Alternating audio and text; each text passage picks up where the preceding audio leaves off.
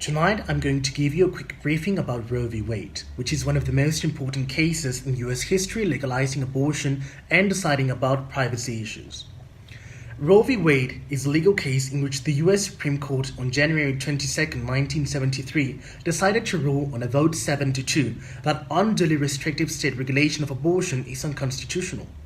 In a majority opinion written by Justice Harry A. Blackmun, the court held that a set of Texas statutes criminalizing abortion in most instances violated a woman's constitutional right of privacy, which it found to be implicit in the liberty guarantee of due process clause stated in the 14th Amendment, and I quote, "Nor shall any state deprive any person of life, property, or liberty without any due process of law."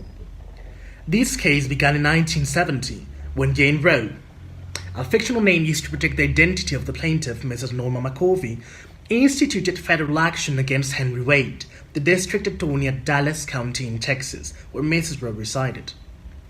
The Supreme Court disagreed with Roe's assertion of an absolute right to terminate pregnancy in any type of way and at any time, and they also attempted to balance a woman's right with privacy within the state's interest in regulating abortion.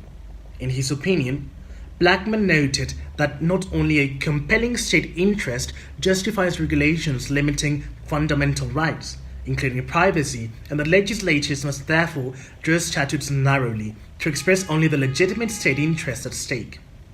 The court then attempted to balance the state's distinct compelling interest in the health of pregnant women and in the potential life of fetuses.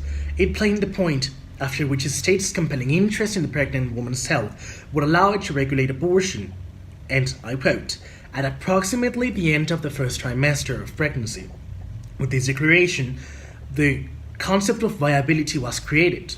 With regard to the fetus, the court located the point at capability of meaningful life outside the mother's womb. There have been many repeated challenges since 1973, and they have all tried to narrow the scope of Roe v. Wade, but they have not been able to overturn it. In Planned Parenthood of Southeastern Pennsylvania versus Casey in 1992, the Supreme Court established the restrictions on abortion are unconstitutional if they can place an undue burden on a woman seeking an abortion before the fetus is viable. In Gonzalez versus Carhart in 2007, the court upheld the Federal Partial Birth Abortion Ban Act on 2003. This prohibited a rarely used abortion procedure known as intact dilation and evacuation. Many right-wing groups are lobbying against abortion. This takes a toll especially on women pertaining to minorities. To overturn Roe v. Wade is to overturn the right to privacy and control over one's body.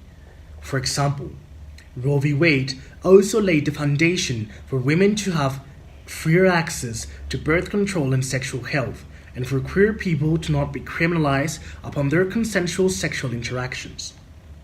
White women of higher class have had access to abortions from decades ago, but the fight to oppress women pertaining minorities is now turning to the right of sexual health and decision over their body.